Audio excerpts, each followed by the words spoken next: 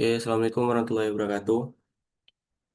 Perkenalkan, nama saya Rahmat Zulfikar selaku moderator dari kelompok 5. Di sini saya akan dan kawan-kawan kelompok saya akan menyampilkan presentasi berupa pengolahan air tambang pada pertambangan batu bara di Sumatera Selatan.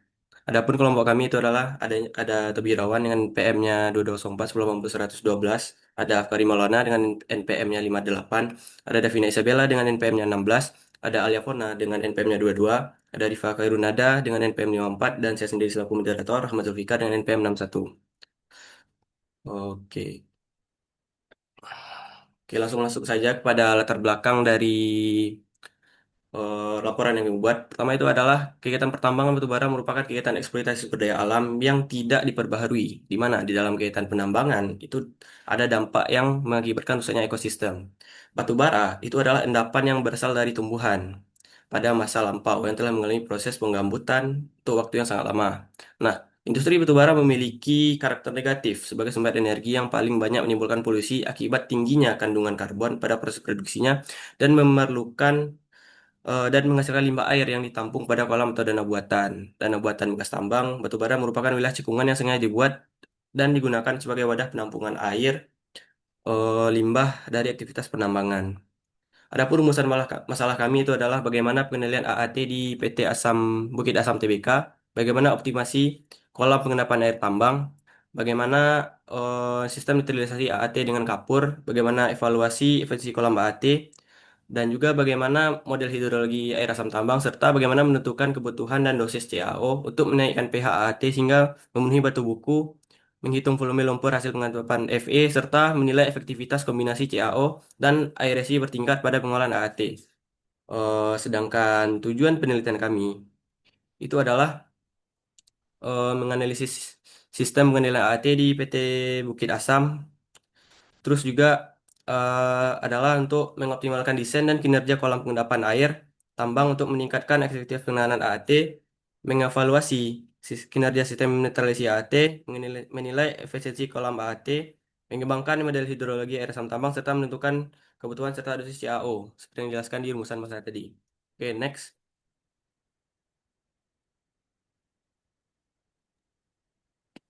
Baik, untuk mekanisme pembentukan AET sendiri itu air asam tambang itu adalah air yang berciri sangat asam dan kaya logam yang berbentuk akibat oksidasi mineral sulfida, terutama pirit, ketika terpapar udara dan air.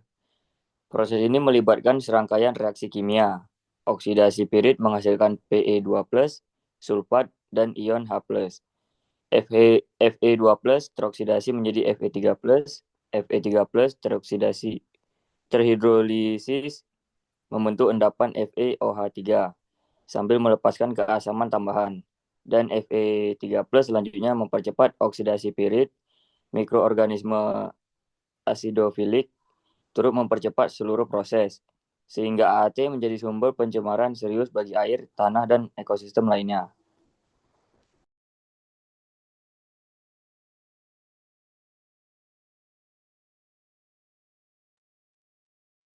Selanjutnya ada pengendalian AAT di perusahaan tambang. Pengendalian air asam tambang dilakukan melalui dua pendekatan utama, yaitu metode aktif yang menggunakan bahan kimia penetral serta metode pasif yang memanfaatkan proses alami.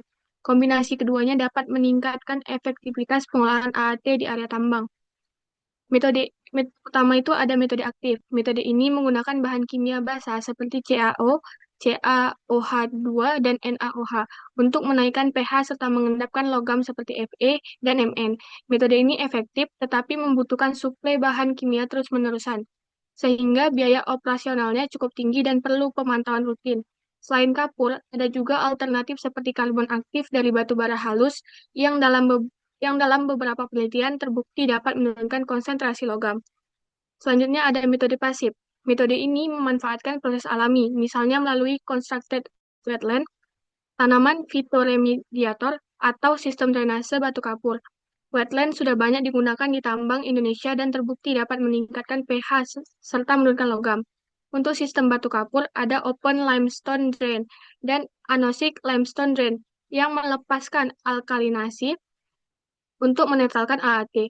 Hanya saja beberapa sistem seperti ALD membutuhkan pemeliharaan berkala agar tetap efektif. Jadi kombinasi metode aktif dan pasif biasa memberikan hasil yang lebih optimal dalam pengendalian AAT di area tambang. Next.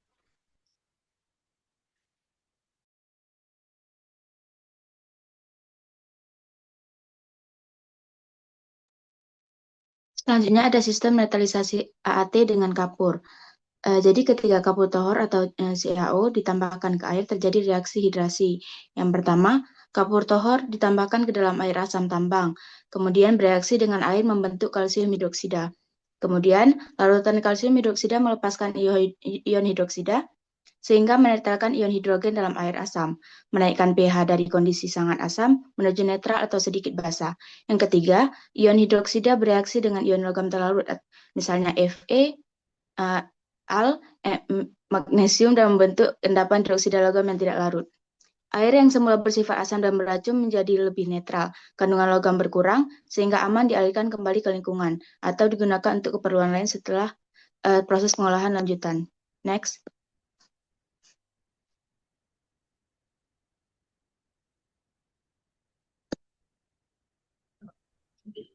Selanjutnya, oksidasi dan presipitasi besi atau Fe. Yang pertama itu mekanisme kimia oksidasi dan presipitasi besi. Yang pertama, oksidasi Fe2+ menjadi Fe3+. Yang kedua, hidrolisis dan presipitasi Fe3+. Hidrolisis Fe3+ juga menghasilkan ion H+. Lalu yang kedua itu ada faktor-faktor yang mempengaruhi efisiensi pengendapan. Yang pertama itu ada pH, lalu yang kedua oksigen atau aerasi, yang ketiga waktu tinggal, dan yang keempat konsentrasi besi awal.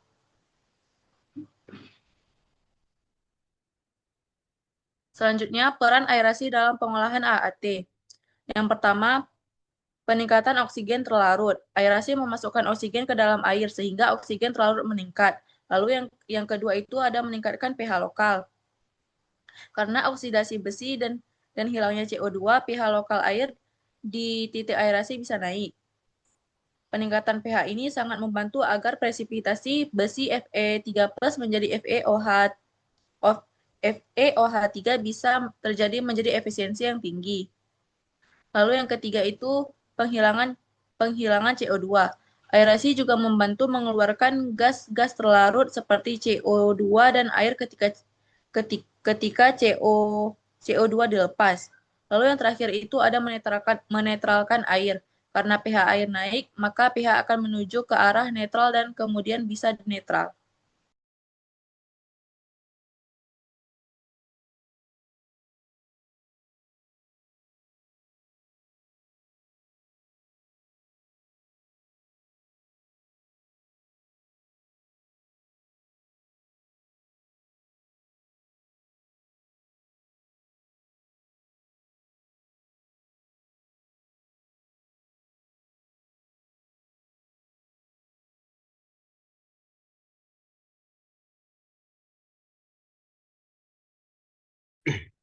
Baik, selanjutnya ada soal kuantitatif. Soal kuantitatif ada dasar yang digunakan antara lain debit air, konsentrasi, PE terlarut, dan pH awal dan pH target, efisiensi dan pengendapan PE.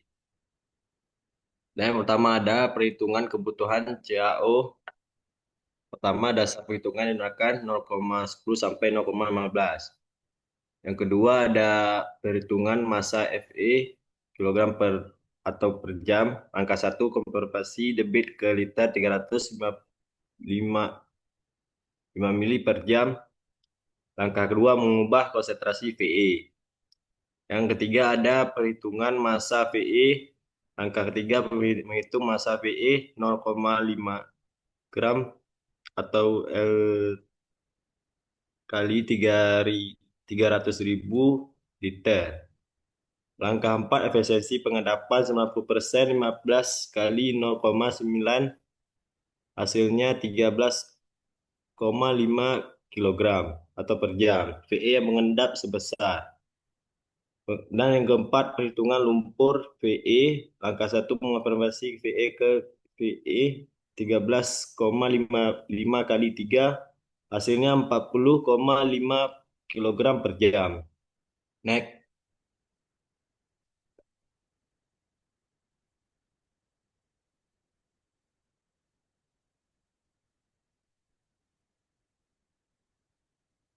kesimpulan yang kita dapat dari PPT kali ini, ATT dilakukan dengan kombinasi metode aktif dan pasif seperti aerasi, pengendapan bertingkat, serta penambahan kapur tohor yang efektif menaikkan pH dari kondisi sangat asam jadi netral dan menurunkan logat terlarut.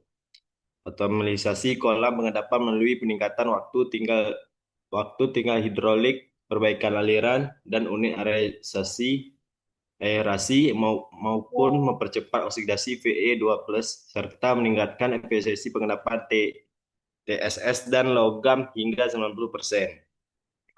Perhitungan menunjukkan kebutuhan CaO sebesar 30 kg per jam untuk mencapai pH netral menghasilkan endapan per hari. Dengan dukungan pemodelan hidrologi untuk memprediksi volume air dan beban asam, sistem terbukti cepat, mudah dikontrol, dan mampu menghasilkan kualitas air keluaran yang memenuhi baku mutu.